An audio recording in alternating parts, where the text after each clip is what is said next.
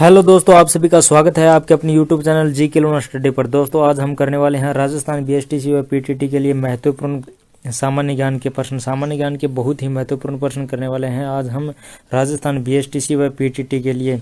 इसी सेक्शन में हम पीटीटी के लिए 3300 महत्वपूर्ण सामान्य ज्ञान के प्रश्न करेंगे। 33 जिले हैं, प्रत्येक जिले के 100 प्रश्न करेंगे। प्रत्येक जिले के हम 100 प्रश्न करेंगे तो 33 जिलों के 3300 प्रश्न करेंगे। इन 3300 प्रश्नों में राजस्थान बीएसटीसी व पीटीटी के अंदर सामान्य ज्ञान के प्रश्न हैं। 50 जो प्रश्न आते हैं उनमें आने की पूरी संभावना है, क्योंकि इन्हीं 3300 प्रश्नों के अंतर्गत से पूछे जाते हैं। अगर 33 जिले हैं और प्रत्येक जिले के 100 प्रश्न हम करने वाले हैं। आज हम लेते हैं पहला जिला, हमारा चित्तौड़गढ़ जिला लेते हैं। चित्तौड़गढ़ जिला लेते हैं जिसके अंतर्गत हम 100 प्रश्न करने वाले हैं। चित्तौड़गढ़ जिले के 100 प्रश्न करने वाले हैं। इसी प्रकार हम 33 जिलों के 3300 प्रश्न करेंगे, जो कि बहुत ही बेहद महत्वपूर्ण है। तो चलिए हमारे साथ स्टार्ट करते हैं वीडियो। 1 नंबर प्रश्न है आज का चित्तौड़गढ़ जिले का। 1 नंबर प्रश्न है हमारा चित्तौड़गढ़ जिले का है आज का। राजस्थान का गौरव किस दुर्ग को कहा जाता है? कुंभलगढ़ को, चित्तौड़गढ़ को, गागरोन को या आमेर को? तो दोस्तों राजस्थान का जो गौरव है वो चित्तौड़गढ़ जिले को कहा जाता है, चित्तौड़गढ़ दुर्ग को कहा जाता है। कौन सी दुर्ग को राजस्थान का गौरव कहा जाता है? तो चित्तौड़गढ़ दुर्ग को राजस्थान का गौरव कहा जाता है। बी नंबर ऑप्शन है वो हमारा सही हो जाएगा। अगला प्रश्न है मेवाड़ के किस महाराणा ने अंग्रेजों के साथ सहायक संधि की थी? स्वरूप सिंह ने, भीम सिंह ने, कर्ण सिंह ने, प्रताप सिंह ने? तो दोस्तों मेवाड़ के महाराणा जिन्होंने अंग्रेजों के साथ सहायक संधि की थी कौन थे? भीम सिंह थे। तो 2 नंबर ऑप्शन है वो हमारा सही हो जाएगा। अगला प्रश्न है मेवाड़ का कर्ण किसे कहा जाता है? कर्ण का मतलब दोस्तों दानवीर कर्ण के नाम से है। तो दानवीर कर्ण यानी मेवाड़ का कर्ण किसे कहा जाता है? राव रणमल को, राणा हमीर को, महाराणा कुंभा को, भामाशाह को?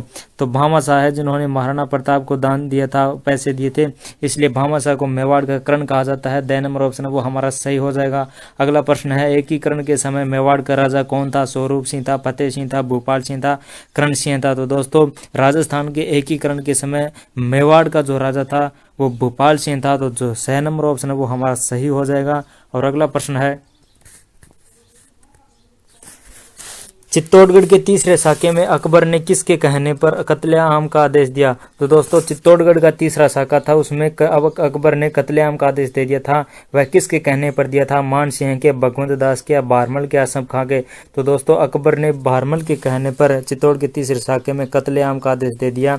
अगला प्रश्न है हल्दी घाटी युद्ध में कौन सा इतिहासकार उपस्थित था? अबुल फजल था, अमीर खुसरो था, बंदायूनी था या उपरोक्त में से सभी थे? तो दोस्तों हल्दी घाटी युद्ध में हमारा जो बंदायूनी इतिहासकार है वो उपस्थित था। तो 6 नंबर जो ऑप्शन है वो हमारा सही हो जाएगा। अगला प्रश्न है अमर काव्य वंशावली के लेखक कौन से? अमर काव्य जो वंशावली है उसके लेखक कौन है? चक्रपाणी मिश्र है, श्यामल दास है, रणछोड़ भट्ट है या रणछोड़ दास है? तो दोस्तों अमर काव्य वंशावली के जो लेखक है वो रणछोड़ दास है। तो 2 नंबर जो ऑप्शन है वो हमारा करेक्ट हो जाएगा। और अगला प्रश्न है मेवाड़ के किस राजा ने शेर शाह सूरी की अधीनता है वो स्वीकार की थी? मेवाड़ का वह राजा जिन्होंने शेर शाह सूरी की अधीनता स्वीकार की थी? प्रताप सिंह था, उदय सिंह था, कर्ण सिंह था या बनवीर था? मेवाड़ का वह महाराणा जिन्होंने शेर शाह सूरी की अधीनता स्वीकार की थी? तो दोस्तों वह उदय सिंह था। तो 2 नंबर जो ऑप्शन है वो हमारा सही हो जाएगा। महाराणा प्रताप के पिता उदय सिंह थे जिन्होंने शेर शाह सूरी की अधीनता स्वीकार की थी। और अगला प्रश्न है तुलजा भवानी मंदिर का निर्माण किसने करवाया? कुंभा ने, विक्रमादित्य ने, बनवीर ने या रतन सिंह ने? तो दोस्तों तुलजा भवानी मंदिर का जो निर्माण है वो बनवीर ने करवाया। तो 6 नंबर जो ऑप्शन है वो हमारा सही हो जाएगा। और अगला प्रश्न है महाराणा सांगा का स्मारक कहाँ बना हुआ है? मांडलगढ़ में, कुंभलगढ़ में, बसवा में या कालपी में? तो दोस्तों महाराणा सांगा का जो स्मारक है वो बसवा में स्थित है। तो 6 नंबर जो ऑप्शन है वो हमारा सही हो जाएगा। अगला प्रश्न है रानी कर्मावती की अधूरी छतरी किस दुर्ग में बनी हुई है? रानी कर्मावती है उसकी अधूरी छतरी किस दुर्ग में बनी हुई है? चित्तौड़गढ़ में, रणथंभौर में, आमेर में या गागरोन में?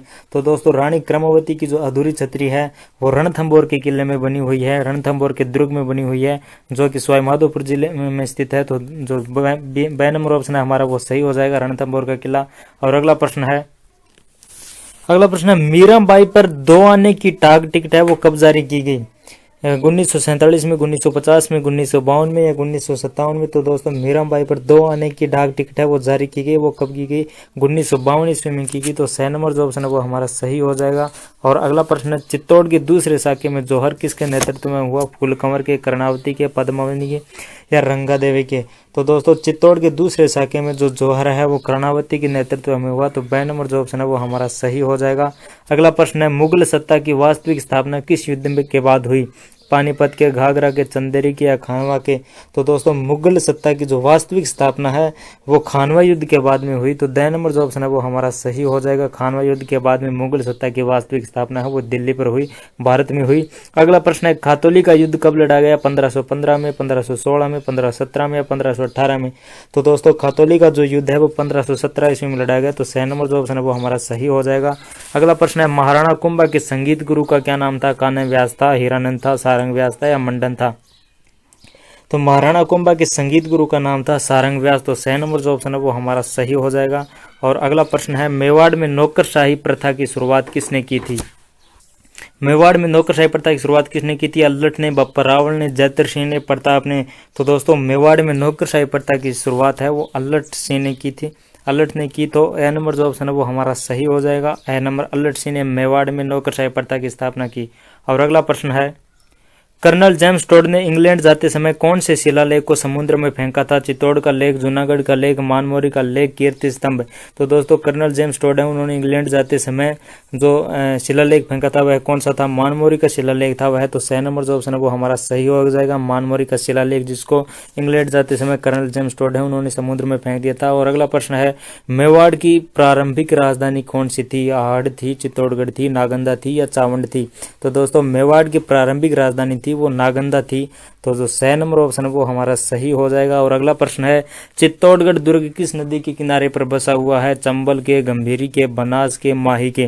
तो दोस्तों चित्तौड़गढ़ का जो दुर्ग है वो गंभीरी नदी के किनारे पर बसा हुआ है। चित्तौड़गढ़ दुर्ग है वो गंभीरी नदी के किनारे पर बसा हुआ है, और जो चित्तौड़गढ़ जिला है वो और चित्तौड़गढ़ जो नगर है वो बेड़च नदी के किनारे बसा हुआ है, बट जो चित्तौड़गढ़ दुर्ग है वो गंभीरी नदी के किनारे बसा हुआ है। और अगला प्रश्न है किस मेवाड़ राजा के समय इल्तुतमिश ने मेवाड़ पर आक्रमण किया था? तेज सिंह, जैतर सिंह, शक्ति कुमार या समर सिंह? वह मेवाड़ का राजा जिसके समय इल्तुतमिश ने मेवाड़ पर आक्रमण किया था वह कौन था? तेज सिंह था, जैतर सिंह था, शक्ति कुमार था या समर सिंह था? तो जैतर सिंह के समय इल्तुतमिश ने मेवाड़ पर आक्रमण किया, तो जो ब नंबर ऑप्शन है वो हमारा सही हो जाएगा। और अगला प्रश्न है चित्तौड़गढ़ का नाम खिजराबाद किस अभिलेख में मिलता है? चित्तौड़गढ़ का नाम है वो बदलकर खिजराबाद रखा गया, यह प्रमाण कौन से अभिलेख में मिलता है? चित्तौड़गढ़ का लेख में, दाहिबा पीर का लेख में या चिरवा का लेख में या रणकपुर प्रशस्ति में? तो चित्तौड़गढ़ का नाम है वो बदलकर खिजराबाद रख दिया गया, यह जो अभिलेख है यह प्रमाण है वो दाहिबा पीर का लेख है उसमें मिलता है, तो ब नंबर जो ऑप्शन है वो हमारा सही हो जाएगा। और अगला प्रश्न है चित्तौड़गढ़ के प्रथम शाखे का वर्णन किस पुस्तक में मिलता है? रसिक प्रिया में, वीर विनोद में, खजाइन उल फुतुह में, उपयुक्त सभी में? तो दोस्तों चित्तौड़गढ़ के प्रथम शाखे का जो वर्णन है वो खजाइन उल फुतुह है पुस्तक में मिलता है, तो स नंबर जो ऑप्शन है वो हमारा सही हो जाएगा। और अगला प्रश्न है मेवाड़ का राम किसे कहा जाता है? तो मेवाड़ का राम किसे कहा जाता है? राणा लाखो को, राणा मोकल को, राणा कुंभा को या राणा चुंडा को?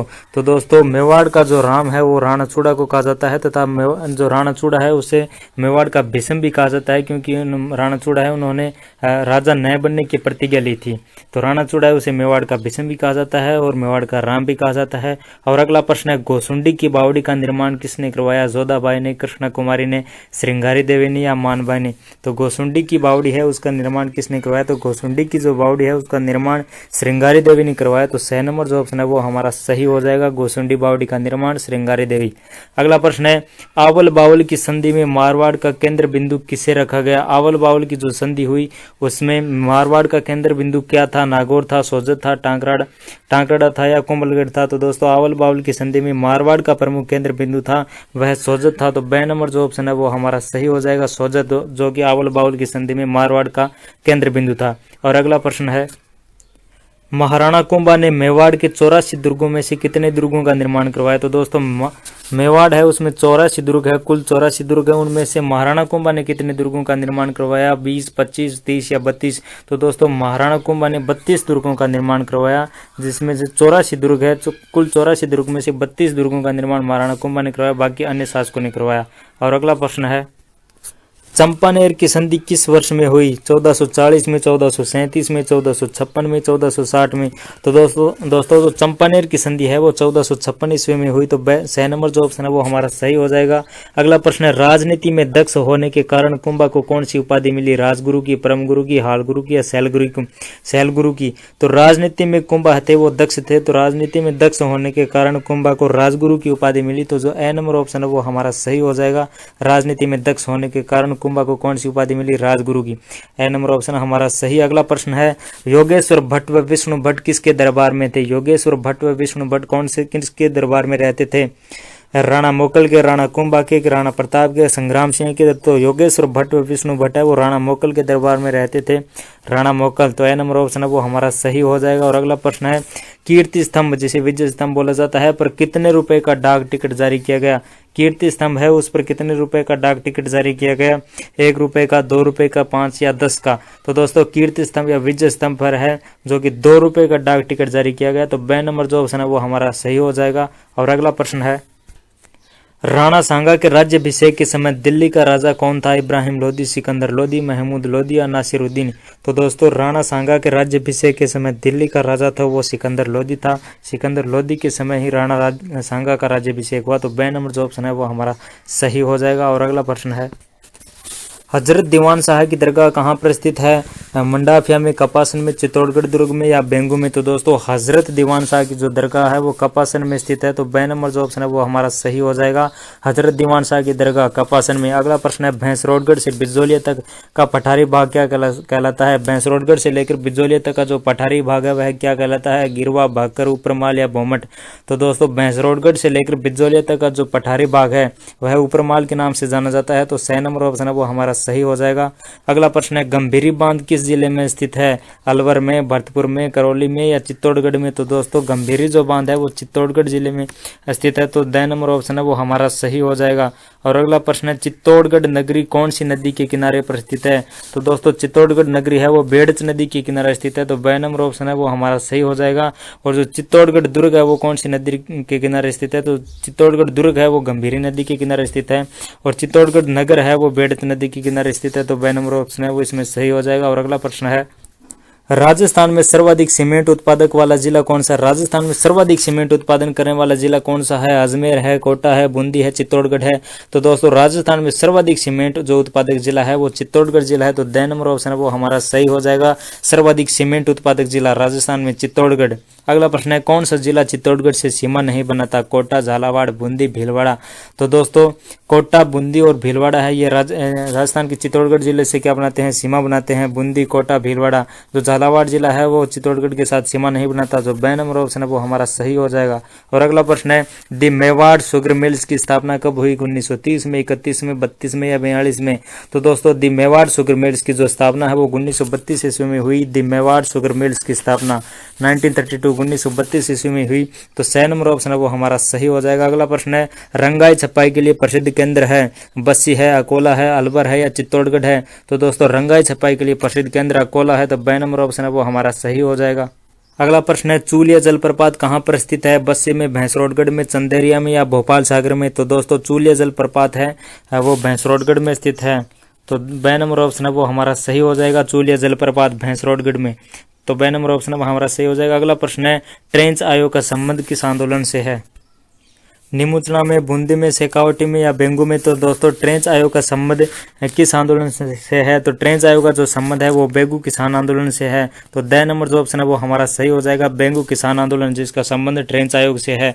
अगला प्रश्न है, पारसोली समझौता कब हुआ? 2 मार्च 1920 को, 10 फरवरी 1924 को या 2 फरवरी 1922 को या 10 जून 1926 को? दोस्तों पारसोली जो समझौता है वो 2 फरवरी 1922 ईस्वी को हुआ। 2 फरवरी 1922 को पारसोली समझौता। तो 6 नंबर ऑप्शन है वो हमारा सही हो जाएगा। अगला प्रश्न है, बेगू किसान आंदोलन में कितने प्रकार की लाग बाग थी? बेगू जो किसान आंदोलन है उसमें कितने प्रकार की लाग बाग थी? 20 की थी, 84 की, 25 की, 38 की? तो बेगू किसान आंदोलन है उसमें 25 प्रकार की लाग बाग थी। तो दोस्तों लाग बाग क्या थी? लाग बाग थी उस समय लगने वाला कर है, उसे लाग बाग के नाम से जाना जाता था, जो कि राजा के द्वारा जनता से लिया जाता था, लाग बाग कहते थे उसे। और बेगू किसान आंदोलन है उसके समय 25 प्रकार की लाग बाग ली जाती थी। तो 6 नंबर जो ऑप्शन है वो हमारा सही हो जाएगा। और अगला प्रश्न है, और 45 नंबर हमारा प्रश्न है, कुमारपाल प्रबंध के अनुसार चित्तौड़गढ़ दुर्ग का निर्माण किसने करवाया। कुमारपाल जो प्रबंध है, कुमारपाल प्रबंध के अनुसार चित्तौड़गढ़ का दुर्ग का निर्माण किसने करवाया। चित्रांगद मौर्य ने, चित्रांगद मौर्य ने, चित्रांग मौर्य ने, चित्रांगद मौर्य ने, मान मौर्य ने या बप्पा रावल ने। तो दोस्तों कुमारपाल प्रबंध के अनुसार चित्तौड़गढ़ दुर्ग का निर्माण है वो चित्रांगद मौर्य ने करवाया। तो ब नंबर जो ऑप्शन है वो हमारा सही हो जाएगा। कुमारपाल प्रबंध के अनुसार चित्रांगद मौर्य ने चित्तौड़गढ़ किले का निर्माण करवाया। अगला प्रश्न है 46 नंबर प्रश्न, कुमारपाल चरित्र के अनुसार चित्तौड़गढ़ दुर्ग का निर्माण किसने करवाया। कुमारपाल चरित्र के अनुसार चित्तौड़गढ़ दुर्ग का निर्माण किसने करवाया। चित्रांग मौर्य ने, चित्रांगद मौर्य ने, मान मौर्य ने या बप्पा रावल ने। तो दोस्तों कुमारपाल चरित्र के अनुसार तो चित्रांग मौर्य ने चित्तौड़गढ़ दुर्ग का निर्माण करवाया और कुमारपाल प्रबंधन के अनुसार चित्रांगद मौर्य ने करवाया। कुमारपाल के अनुसार चित्रांगद मौर्य ने और कुमारपाल चरित्र के अनुसार चित्रांग मौर्य ने। इसमें ए नंबर ऑप्शन है वो हमारा सही हो जाएगा। और अगला प्रश्न है, बप्पा रावल ने चित्तौड़गढ़ दुर्ग मौर्य शासक मान मौर्य से कब जीता। पहले जो चित्तौड़गढ़ दुर्ग था वो मौर्य शासक मान मौर्य के पास था, उससे बप्पा रावल ने चित्तौड़गढ़ दुर्ग है वो कब जीता। 634 ईस्वी में, 734 में या 834 में या 934 में। तो दोस्तों बप्पा रावल ने चित्तौड़गढ़ दुर्ग है वो मौर्य शासक मान मौर्य से 734 ईस्वी में जीता। तो ब नंबर जो ऑप्शन है वो हमारा सही हो जाएगा। और अगला प्रश्न है, चित्तौड़गढ़ दुर्ग का निर्माता कौन है। मान मौर्य है, चित्रांग मौर्य है, काल भोज या अल्लट है। तो दोस्तों चित्तौड़गढ़ दुर्ग का जो निर्माता है वो चित्रांग मौर्य है, जो कि कुमारपाल चरित्र के अनुसार है। चित्तौड़गढ़ दुर्ग का निर्माण किसने करवाया, चित्रांग मौर्य ने। अगला प्रश्न है, चित्तौड़गढ़ की साक्षरता दर कितनी है। चित्तौड़गढ़ की साक्षरता दर कितनी है। तो चित्तौड़गढ़ की साक्षरता दर है वो 61.70 है। तो इसमें जो 6 नंबर ऑप्शन है वो हमारा सही हो जाएगा। 61.70 चित्तौड़गढ़ की साक्षरता दर है। और अगला प्रश्न है, खुरा की बावड़ी कहाँ पर स्थित है। बेंगू में, चित्तौड़गढ़ में, बड़ी सादड़ी में या छोटी सादड़ी में। खुरा की जो बावड़ी है वो बड़ी सादड़ी में स्थित है। तो जो 6 नंबर ऑप्शन है वो हमारा सही हो जाएगा। खुरा की बावड़ी कहाँ पर स्थित है। तो दोस्तों खुरा की बावड़ी है वो बड़ी सादड़ी में स्थित है। और अगला प्रश्न है, गणगौर निर्माण हेतु प्रसिद्ध स्थान कौन सा है। कपासन है, चौमू है, बस्सी है या रावत बाटा है। तो गणगौर निर्माण हेतु जो राजस्थान का प्रसिद्ध स्थान है वो है हमारा बस्सी। तो 6 नंबर ऑप्शन है वो हमारा सही हो जाएगा। गणगौर निर्माण हेतु प्रसिद्ध स्थान बस्सी। अगला प्रश्न है, नगरी पर आक्रमण किसने किया। चंद्रगुप्त ने, पुष्यमित्र ने, शुंग ने या मानमौर्य ने या इल्तुतमिश ने। तो दोस्तों अभी हम पढ़ रहे हैं चित्तौड़गढ़ जिले के प्रश्न। तो नगरी पर आक्रमण किसने किया। चित्तौड़गढ़ नगरी पर आक्रमण किसने किया। चंद्रगुप्त ने, पुष्यमित्र शुंग ने, मानमौर्य ने या इल्तुतमिश ने। तो चित्तौड़गढ़ नगरी पर जो आक्रमण है वो पुष्यमित्र शुंग ने किया। तो ब नंबर जो ऑप्शन है वो हमारा सही हो जाएगा। अगला प्रश्न है, नगरी किस धर्म और संस्कृति का प्रमुख केंद्र था। नगरी है वो किस धर्म और संस्कृति का प्रमुख केंद्र था। बौद्ध धर्म का, इस्लाम धर्म का, हिंदू धर्म का या जैन धर्म का। तो दोस्तों नगरी है वो जैन धर्म का प्रसिद्ध संस्कृति का प्रमुख केंद्र था। जैन संस्कृति है, जैन धर्म है, उसका प्रमुख केंद्र था। तो द नंबर जो ऑप्शन है वो हमारा सही हो जाएगा। नगरी संस्कृति प्रमुख केंद्र किसका था, जैन धर्म का। और अगला प्रश्न है, कल्याण कम ध्वज बाल ब्रह्मचारी योगी किसके नाम है। कल्याण कम ध्वज बाल ब्रह्मचारी और योगी। कल्याण कम ध्वज बाल ब्रह्मचारी और योगी ये किसके उपनाम है। कुंभा के, बाघा सिंह के, कल्ला जी के या विक्रमादित्य के। दोस्तों कल्ला जी है जो इनके उपनाम है। कल्याण है, काम कम ध्वज है, बाल है, ब्रह्मचारी है, योगी है। कल्याण कम ध्वज बाल ब्रह्मचारी योगी। कल्याण कम ध्वज बाल ब्रह्मचारी और योगी है, ये कल्ला जी के उपनाम है। तो 6 नंबर जो ऑप्शन है वो हमारा सही हो जाएगा। अगला प्रश्न है, बामणी नदी का उद्गम स्थल कहाँ है।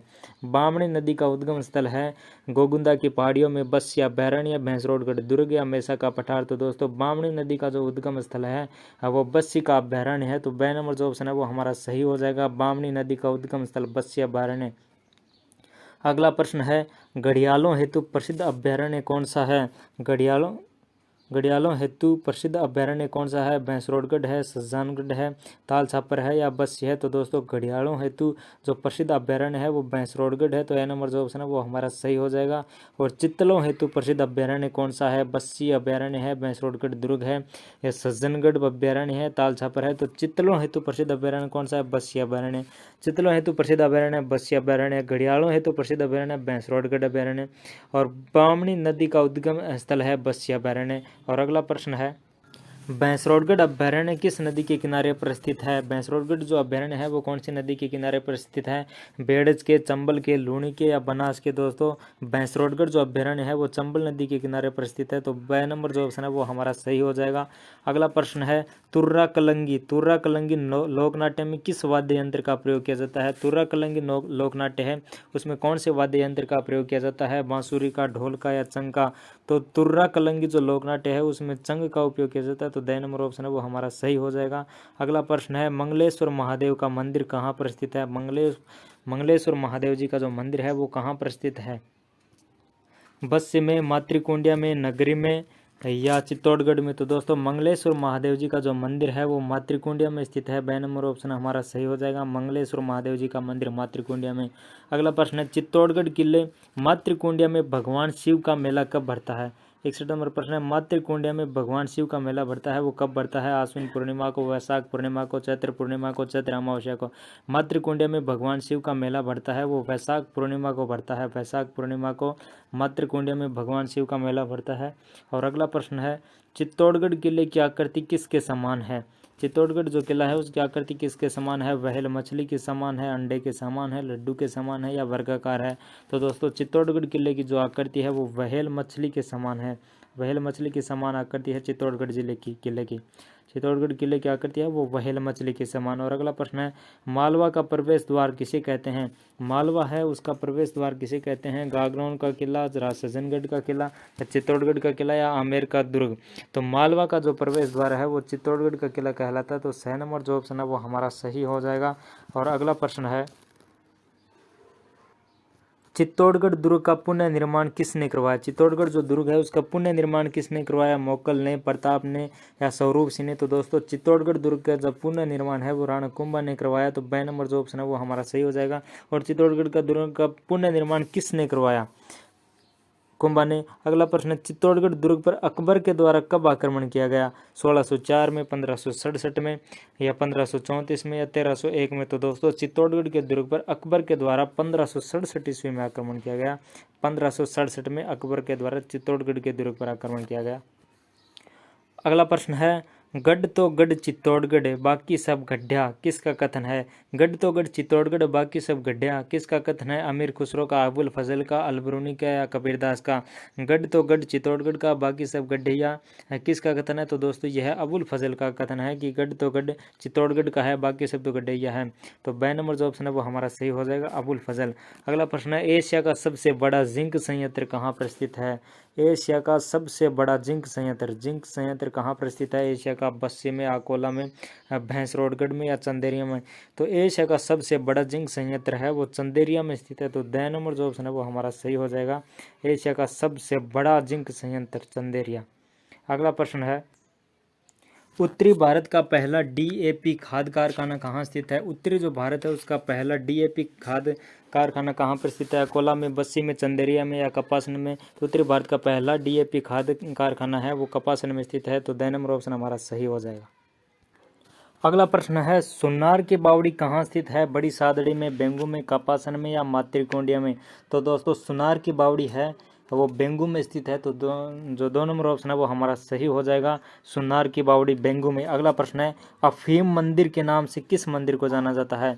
अफीम मंदिर के नाम से किस मंदिर को जाना जाता है? सांवरिया सेठ के मंदिर को, भगवान राम के मंदिर को, रामदेव जी की या मीराबाई को? तो दोस्तों सांवरिया सेठ के जो मंदिर है उसको अफीम मंदिर के नाम से जाना जाता है, तो जो ए नंबर ऑप्शन है वो हमारा सही हो जाएगा, सांवरिया सेठ का मंदिर अफीम के नाम से। अगला प्रश्न है राजस्थान का एकमात्र दुर्ग जिसमें खेती की जाती है? राजस्थान का वह एकमात्र इकलौता दुर्ग जिसमें खेती की जाती है चित्तौड़गढ़ दुर्ग, आमेर दुर्ग, टांकराड़ा दुर्ग या गागरोन दुर्ग? तो राजस्थान का केवल और केवल एकमात्र दुर्ग जिसमें खेती की जाती है वह चित्तौड़गढ़ दुर्ग है, तो ए नंबर जो ऑप्शन है वो हमारा सही हो जाएगा। अगला प्रश्न है 13 ताली नृत्य की प्रसिद्ध नृत्यांगना कौन है? 13 ताली जो नृत्य है उसकी प्रसिद्ध नृत्यांगना कौन है? मांगीबाई है, रामकुंवरी है, पूनम है या रीमा दत्ता है? तो दोस्तों 13 ताली नृत्य की प्रसिद्ध जो नृत्यांगना है वो मांगीबाई है, तो ए नंबर जो ऑप्शन है वो हमारा सही हो जाएगा, 13 ताली नृत्य की प्रसिद्ध नृत्यांगना मांगीबाई। या प्रश्न ऐसा भी आ सकता है मांगीबाई का संबंध है 13 ताली नृत्य से। और अगला प्रश्न है राजस्थान का हरिद्वार किसे कहा जाता है? राजस्थान का हरिद्वार किसे कहा जाता है? पुष्कर को, चित्तौड़गढ़ को, मातृकुंडिया को, कपासन को। तो दोस्तों राजस्थान का जो हरिद्वार है वो मातृकुंडिया को कहा जाता है। तो 6 नंबर जो ऑप्शन है वो हमारा सही हो जाएगा, राजस्थान का हरिद्वार मातृकुंडिया को। अगला प्रश्न है कुमारपाल का शिलालेख जो कि 1150 ईस्वी में बनाया गया के रचयिता कौन है? कुमारपाल का शिलालेख 1150 ईस्वी के रचयिता कौन है? बाउक है, रामकीर्ति है या गुणभद्र है, पुष्य है? तो दोस्तों कुमारपाल का जो शिलालेख है वो रामकीर्ति है उसके रचयिता, जो कि 1150 ईस्वी के समय का है। रामकीर्ति उसके रचयिता है कुमारपाल का शिलालेख। अगला प्रश्न है महाराणा कुंभा की उपाधियों का वर्णन किस प्रशस्ति में मिलता है? महाराणा जो कुंभा है उसकी उपाधियों का वर्णन कौन सी प्रशस्ति में मिलता है? कुंभलगढ़ की प्रशस्ति में, जयपुर के कीर्ति स्तंभ प्रशस्ति में या कीर्ति स्तंभ प्रशस्ति या चित्तौड़गढ़ का लेख? तो दोस्तों महाराणा कुंभा की उपाधियों का वर्णन है वो कीर्ति स्तंभ प्रशस्ति में मिलता है। तो 6 नंबर जो ऑप्शन है वो हमारा सही हो जाएगा, कीर्ति स्तंभ प्रशस्ति, जिसमें महाराणा कुंभा की उपाधियों का जो वर्णन मिलता है। और अगला प्रश्न है चित्तौड़गढ़ जिले का लिंगानुपात कितना है? चित्तौड़गढ़ जो जिला है उसका लिंगानुपात कितना है? 960 है, 965 है, 972 है या 980 है? तो दोस्तों चित्तौड़गढ़ जो जिला है उसका जो लिंगानुपात है वो 972 है। 1000 व्यक्तियों के पीछे स्त्रियों की संख्या 972 है चित्तौड़गढ़ जिले के लिए। और अगला प्रश्न है चित्तौड़गढ़ का क्षेत्रफल कितना है? चित्तौड़गढ़ जिले का क्षेत्रफल कितना है? 9818 वर्ग किलोमीटर, 18,901 वर्ग किलोमीटर, 10,856 वर्ग किलोमीटर, 11,586 वर्ग किलोमीटर।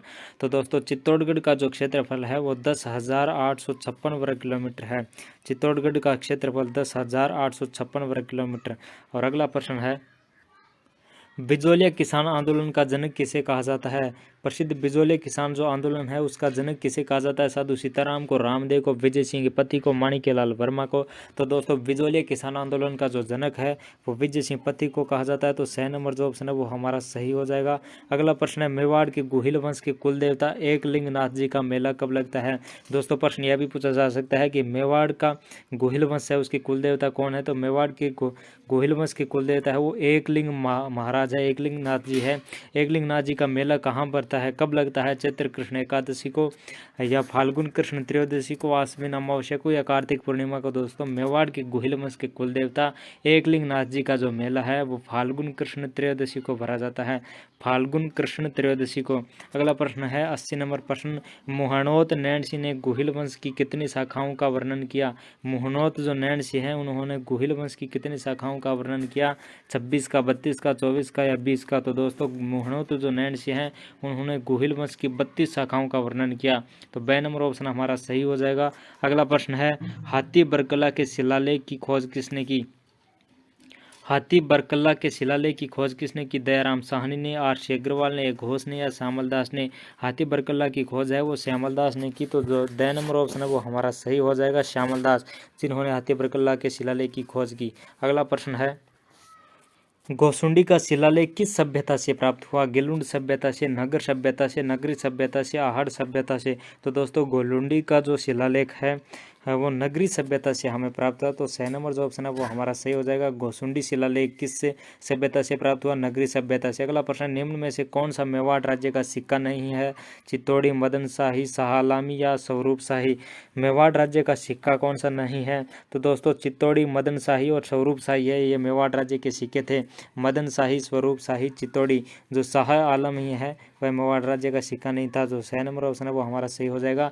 अगर पूछ लिया जाए मेवाड़ राज्य के सिक्के कौन से थे? चित्तौड़ी, मदन शाही या स्वरूप शाही? चित्तौड़ी, मदन शाही व स्वरूप शाही मेवाड़ राज्य के सिक्के थे। अगला प्रश्न है मेवाड़ राज्य के सिक्कों पर किसकी आकृति नहीं थी? पशु, पक्षी की, सूर्य की, नाव की, धनुष की? तो दोस्तों मेवाड़ राज्य के जो सिक्के थे उस पर नाव की आकृति नहीं थी, बाकी पशु की, पक्षी की, सूर्य की व धनुष की आकृति थी। तो इसमें 6 नंबर ऑप्शन है वो हमारा सही हो जाएगा।